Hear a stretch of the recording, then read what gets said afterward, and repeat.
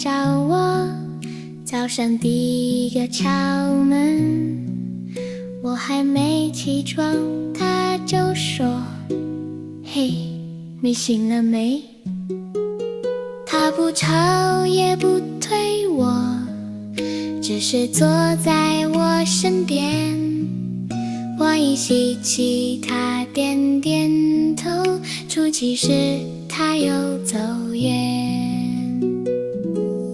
有一天我心跑很快，追着明天不回来，小风追不上我的想法，只好在原地等待。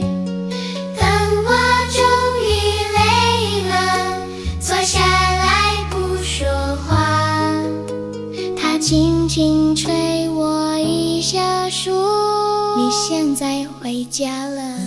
呼吸像小风，来了又走，他不抓我也不挖我，只要我记得回到这里，他就一直陪着我。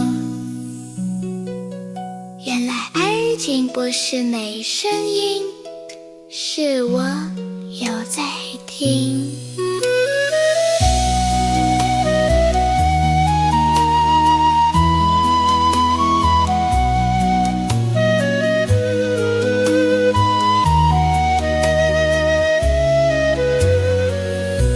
呼吸像小风，每天提醒我